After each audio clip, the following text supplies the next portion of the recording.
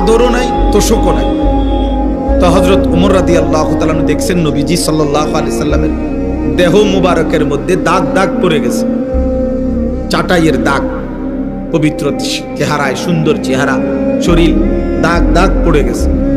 তো হযরত ওমর কাঁদতেছিলেন, বলতেছেন ইয়া রাসূলুল্লাহ, রোম পারস্যের বাদশারা কত দামি মখমলের কাপড়ে শোয়, ঘুমায়, রেশমের পোশাক পরে, আর আপনি শ্রেষ্ঠ রাসূল, আপনি আল্লাহর সবচেয়ে প্রিয়জন, সফওয়াতুর রাসূল, আপনি সোয়া লাখ নবীদের নির্যাস সারাংশ, সোয়া লক্ষ নবীর যত গুণ, সিফাত, বৈশিষ্ট্য, মুজিজা আপনি একার মাঝে সব আছে। খুবা হামা দারান্ত তু তানহা, সব নবীর যত গুণ আপনি একাই সব। এত মর্যাদা, এত সম্মান আপনার, এত ইজ্জত, এত কিছু, আর আপনার শোয়ার এই অবস্থা, আপনার ঘরের এই অবস্থা। আপনি কখনো 3 দিন ক্ষুধার্ত, কখনো 5 দিন ক্ষুধার্ত, আপনি কখনো পেটে পাথর বাঁধেন, আপনি কখনো 3 দিন ক্ষুধার্ত থেকে খেজুর আর পানি পান করেন। এই কি হালাত! আর ওরা দুনিয়া কি পরিমাণ ভোগ করবে সেটা এই ওইখানে আছে হাদিসে।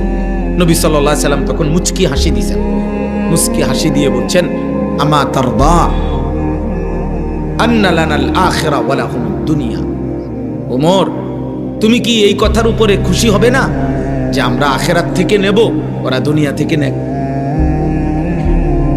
বেঈমানদেরকে দুনিয়া থেকে নিতে দাও, আমরা আখিরাত থেকে নেব।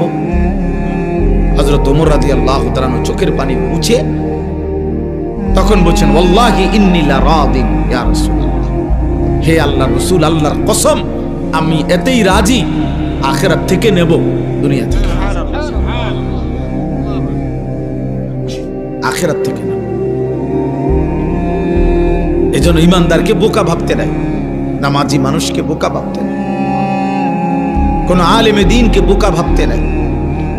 এটা বোঝা দরকার, এটা বোঝা উচিত আব্বা। অতএব আমরা প্রত্যেকে আত্ম উপলব্ধি, ছোট বড়, জওয়ান বুড়ো, নারী পুরুষ, হুজুর পাবলিক, আমাদের প্রত্যেকের উচিত। তাইলে বলতেছিলাম আমি এ কথাটাই, আমার প্রথম কথা এটা, আত্ম উপলব্ধি, নিজেকে বুঝা অনেক বড় নিয়ামত। নিজেকে চেনা, আমি কে, আমি কোত্থেকে আসলাম, কি করছি, কেন আসলাম, আমার কোনো দায়িত্ব কর্তব্য আছে কিনা, নাকি আমার জীবন আমার মতোই